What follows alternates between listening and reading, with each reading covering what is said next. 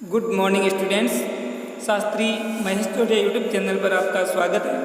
आज का यह वीडियो सैटरडे एक्टिविटी के अंदर शब्दों की ताकत इस कहानी से संबंधित है। तो आपको और हमें शब्दों की ताकत को पहचानना चाहिए। तो आइए सुनते हैं और देखते हैं कहानी शब्दों की ताकत। एक बार की बात है कि एक नौजवान चित्ता टाइगर पहली बार शिकार करने निकला। अभी वो कुछ ही आगे बढ़ा था कि एक लकड़बग्गा उसे रोकते हुए बोला, अरे छोटू, कहाँ जा रहे हो तुम? मैं तो आज पहली बार खुद से शिकार करने निकला। किसने दिया आंसर? छोटू ने। चित्ता रोमांचित होते हुए बोला, हा हा हा। लकड़बग्गा हंसा और बोला, अभी तो तुम्हारे खेलने कूदने के दिन है। तुम इतने छोटे हो, तुम्हें शिकार करने का कोई अनुभव भी नहीं है। तुम क्या शिकार करोगे? लकड़बग्गे की बात सुन करके चित्ता एकदम उदास हो गया।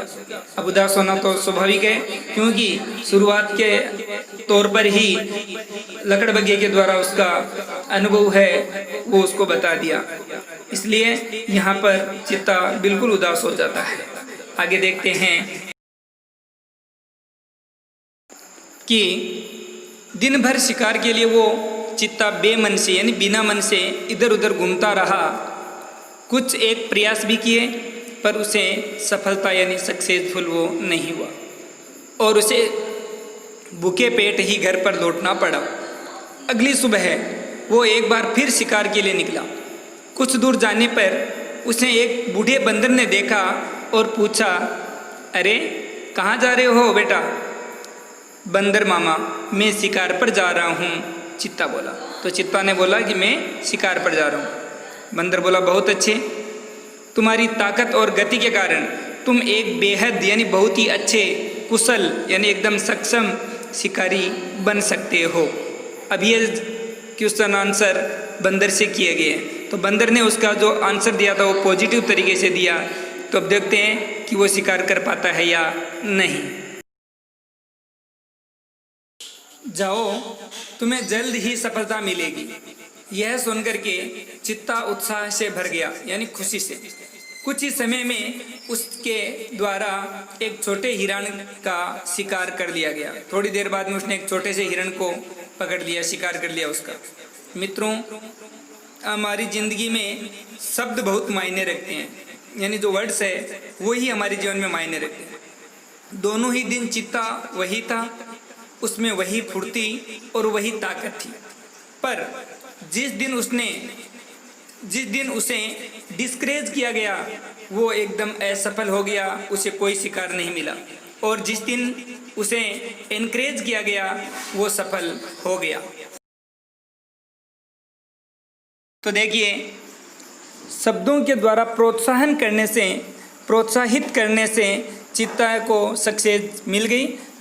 और उससे पहले जब लकड़बग्गे के द्वारा उसको प्रोत्साहित न करके हतोत्साहित किया था तो उसे असफलता की प्राप्ति हुई। तो इस कहानी से हमें यह शिक्षा मिलती है कि हमें इस कहानी से 3 चीज़ों के बारे में ध्यान रखना चाहिए। पहली बात है, हमारा प्रयास होना चाहिए कि हम अपने शब्दों से किसी को इंक्रीज करें, डिस्करेज किसी को भी नहीं करें।